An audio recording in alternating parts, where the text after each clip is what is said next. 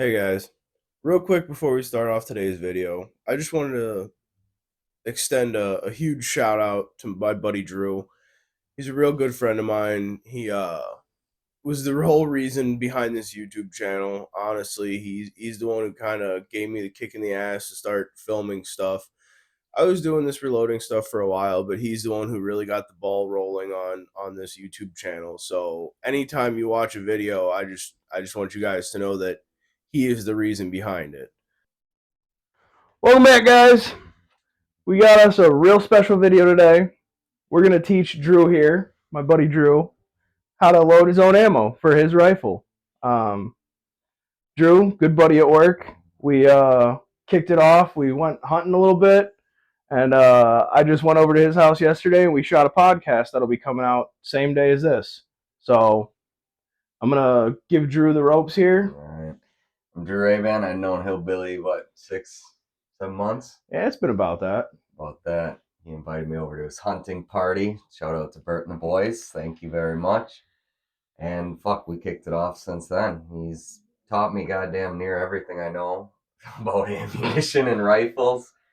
So it's been nice having a buddy like him. And I do run, like he said, I'll have a podcast episode, 2.5 hour interview we did yesterday. Fucking killed it. Yep. And you can find that on the Mind of the Messiah podcast on Spotify. One more time, Mind of the Messiah. And I also do run a photography page. It's an exposure site. Just photo boards from travels me and my wife take together and tell a little story and show the photos from what we do in our free time. So if you want to check that out, it's velvetmessiah.exposure.co. One more time, velvetmessiah.exposure.co. So I'm going to fucking turn it over to Hillbilly, and we're going to get rocking and rolling here. I'll have links for all of his stuff in the description of this video. And what we're doing today is we're going to be loading 270 Winchester with 130 grain SSTs from Hornady. And we're going to go a real middle of the road load on this. I don't want to scare him his first time loading anything. So, And for clarification, I already am scared. We talked about that yesterday. that is the order of operations that I follow as I'm loading. And some basic info on the 270. Maximum case overall length is 3.34. Case length itself is 2.54, and case trim length is 2.53. So I'm going to check these with the caliper real quick just to make sure. They're once fired brass. I picked them up off the range because I don't shoot 270. I don't have anything that runs it. So I didn't have any brass. So I just picked this shit up off the range. You want to hand me one of them cases real quick? And I'm reading this, but I have no idea what the fuck any of it means. We'll go through it all. And I made it very clear that if he's interested in loading his own ammo, he can come over and use my press anytime. Mm-hmm. So yeah, this is 253. So we're well within trim length spec. So we don't need to trim them or nothing. They'll be fine. Just for reference, when I came over today, I've had no prior knowledge of ammo or reloading. Like I said, every ounce of information has been from Hillbilly. So today, we're going to dip my little virgin toes in the water. You know, I just want to say it's really funny to watch his reaction when I get going on like data and analytics and numbers. When I'm like crunching numbers on our breaks at work, we sit together and we'll like he's like jotting down ideas and filling out his schedule for his stuff, and I'm over here with my little book like jotting down ideas and mathematical equations and shit. And I just find it hilarious every time he looks at me when I'm talking. He's just like, I don't know what you're talking It's about, like man. watching a fucking scientist at the chalkboard. You have no idea what he's doing, but he knows what he's doing. Yep. So he's going to be the one to lead me to victory today. Absolutely. And the first thing we're going to do is put this die in here and get this set up. This is a RCBS full length. I think it's a Group A. Yeah, Group A die. And I don't know if I said this yet or not, but we're going to be running H4350, which we got pulled out on the shelf right there. 53 grains. It'll be right about 20. It'll be just shy of 2,900 feet per second, probably 2,875. What do you think I would fire, like, if I bought a box of 270s right off the shelf? What do you think those, like, what's the standard for how those fire? You know what I mean? I know what you mean, but I honestly have no idea. I wouldn't be able to tell you.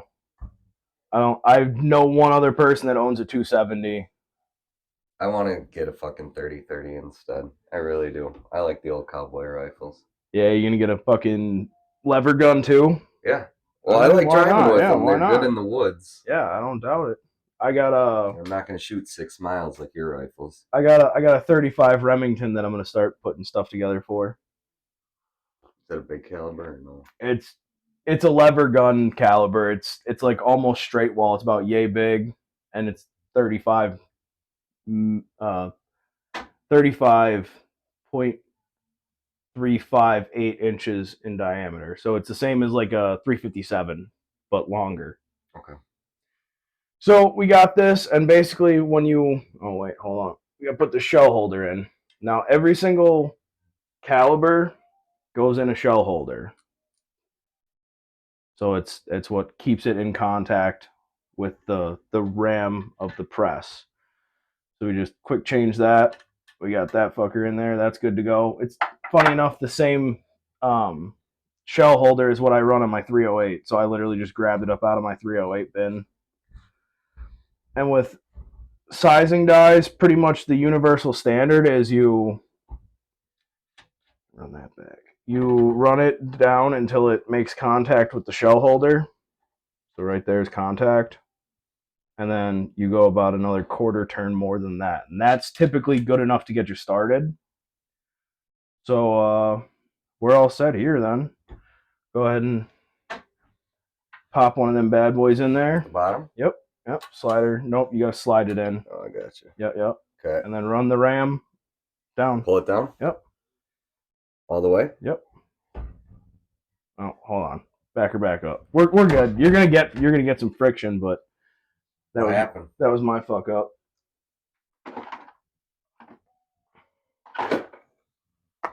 Grab ourselves a little bit of case lube here. Did I pull it too far? No. You got to go like way farther than that. I don't even think you popped the primer out of it. Nope. But what happened was there was no lube on it, and since these are brand new dyes, they have tool oil on them instead of lube, which is like a stickier coating. All right, run it that time. All the way down. As far down as you can go. Yep. Good. Keep going. Some kicked out. Yeah, that was the primer. Dude, I'm gonna rip this off the fucking table. I mean, it very might happen. Dude, did you see that? Yeah, I did. There's no fucking way that's... I don't even think you didn't even get all the way down the neck. You only got halfway down the neck. Okay, well, I almost ripped your table off the fucking wall. Well, if that's how it goes, and that's Dude, how it goes. I gotta build it. Goes. I gotta build another one. Oh Then. my god, I'm That's gonna all. feel like the Hold biggest on. piece of shit. I'll run it so you don't feel like you're gonna fuck it up. I'll run it so you don't feel like you're gonna fuck it up. Well, you're doing the same goddamn thing I did. I know. All right, watch out here. Might have to reinforce that wall a little bit. Oh no, it'll be the desk, not the wall. You can see. It's all fiberboard, so all I gotta do is get a fucking metal plate, put the metal plate on there. That was one. I don't think I hit the neck though. So what did that do now that you did that? Okay, so would you grab me one of them rags over there, please? Yes. Wipe the lube off of this so we can show you. So if you look at these two, this neck is slightly smaller than that one because once you fire it, it expands the neck out to match the size of your chamber. So what we're doing is putting the neck tension back down to what it should be to enough to hold the bullet. This is the one we just popped? This is the one we got, yeah. So if you want to take a look at those, and I'll grab a bullet and I'll show you what I mean here. Yeah, it's a little skinnier and longer. Yep. So. Oh, and that's out. Mm-hmm. Okay. All in one go. So if we try and put the bullet in the one we just sized, it doesn't go in. If we put it in this one, I mean, maybe. It should go in, but maybe this guy had a tight chamber. I don't know. So we got that. That one's not done. I got to measure this to make sure that we got... Fuck it. So any questions so far? Nothing. I'm just trying to figure out what you're doing. I am changing out. Each one of these has a different measurement insert. These are all inserts. So like this one's for 223, which is what I was Mhm. measuring last time. This one's for 270, and there's a list of cases that they go with. D is typically the one I end up using because I run a lot of 308, and that's for 30 cal. So The size difference. you and the guy she tells you not to worry about, you know?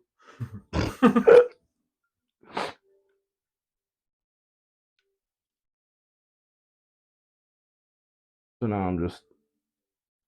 The beautiful thing about these is they clamp right onto your fucking calipers.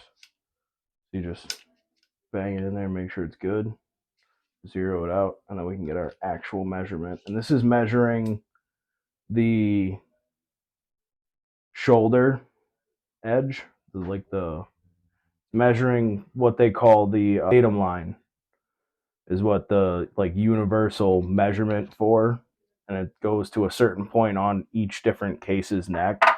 So like the datum line for 270 is going to be slightly different than 308 because they have a different shoulder. So that's 2042. And then this one, I'm trying to check right now to see if we bumped the shoulder back at all. And it looks like we did. Enough that we don't have to fucking worry about it. We bumped the shoulder back 30 thou. Okay. Which is good. That's an acceptable number. I always run 20 thou or 2 thou. So that one's good to go. Now we'll run to the next one here. What the fuck did I do with that? There we go. And this for me is more about like once you get into a groove, this is all fucking gravy. Like you get all your stuff set up on the bench and done deal. So why you just sit there like you'll take a box of these and just. Yep. Here. You want me to run these so you don't feel like you're gonna break it? I'll run the last one. Pull it out. Yep, pull it out.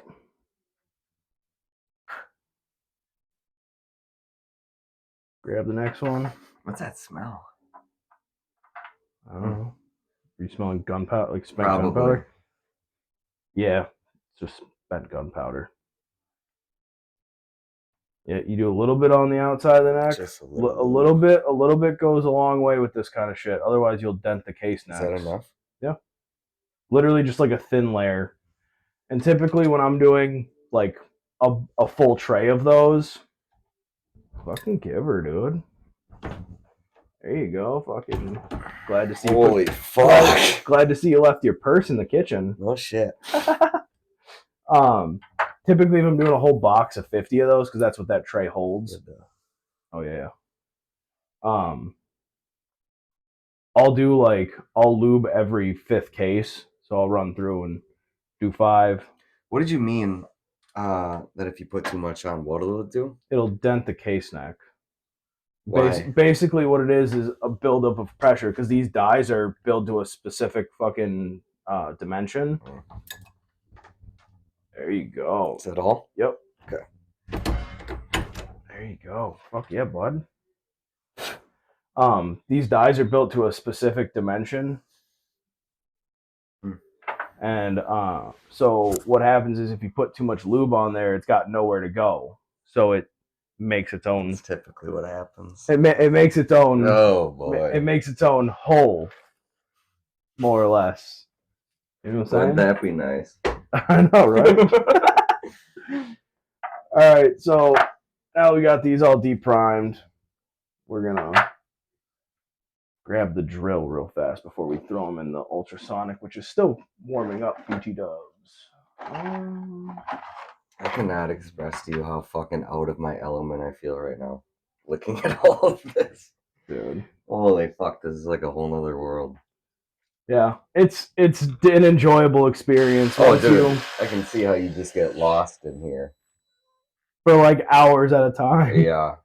All right, so now what we're gonna do, and we don't have to worry about dropping shit on the floor. We're gonna take this and be very careful of the case mouth because it will fucking slice you if this thing catches. Holy shit! And you just do that, and that cleaned the primer pocket Okay.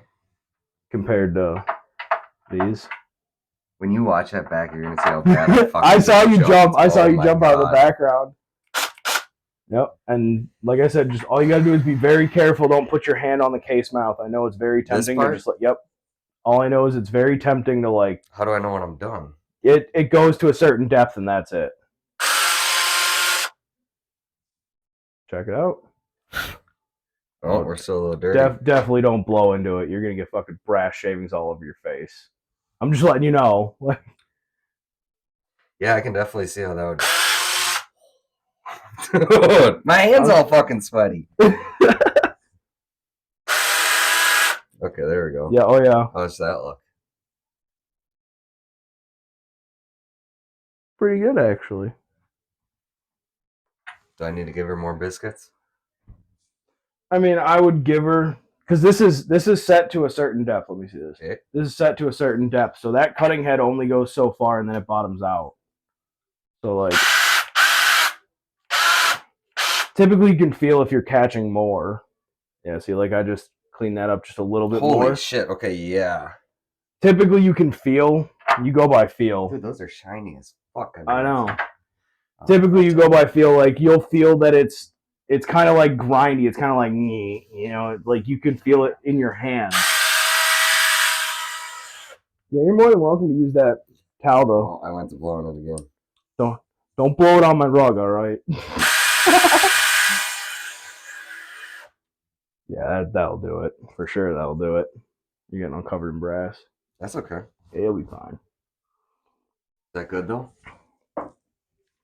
Yep, that's perfect. We're gonna left hand this one. Yeah, you gonna Fucking hands are slippery, boy. Yeah, I'm telling you, you're grab one of them rags, dry your hands off. I also have gloves too. You have what? I also have gloves too. If that would make you feel better. My allergic reaction was touching gloves. Oh well, yeah, don't use those because those are definitely. I don't know if they're latex or not. I don't know what the fuck. Yeah, that's great. That's great. All right, so now we got them sized, we got them deprimed, and we got them cleaned up. The primer pocket's cleaned up. What we're gonna do is we're gonna throw these in the ultrasonic cleaner for like 10 minutes, 15 maybe. What's that doing? I don't know the science behind it, but it cleans the brass off. That's the first time I've ever heard him say that. I don't know the science. Well, I know the science. I just don't want to sound like an asshole. Get more fucking clean than it would if you're just soaking them. Correct. Because, okay, so before I did that, I used to use the tumbler. For everybody that's watching, it's the dry media tumbler that I used to use. And that's got like walnut shell and fucking white rice in it. And like, no shit. And all it does is spin in a circle, and it uses that same concept, but with water and like a solvent. And when you get to this part, like you have that thing over there, and what's that called again? Ultrasonic cleaner. Do you absolutely need these two things, or like can you just fucking soak them in a bucket type deal? I mean, you know what I mean. Like you can always soak them in water, but it helps the process along rather than that used to take 3 hours or so to run versus 15 minutes is what I have on the timer right now. All right. So it cuts down a lot of the wait time. And the one thing that a lot of people that reload want to get back as much as possible is their time. Because this is a timely process. When I sit down for like hours at a time. I don't doubt it. You know, so cutting 3 hours of wait time out of it really helps. So, but yeah, no, this is uses a solution that's specifically formulated for brass. So, and I already have it in there because I had cleaned some yesterday for my 223. But this thing is really fucking annoying, so we're gonna get out of here. Loud? Yeah, well, it's not loud, it's just annoying. Okay. All right, so we're gonna cut. We'll come back once that's done running, and we'll get back into it. Smoke them if you got them. Yeah, fucking run it. If you can shake them, we don't make them. All right, so here you're gonna hear how fucking it's not loud. It's just annoying. Okay, like did you see me flinch back? Like, it's not loud. It's just annoying.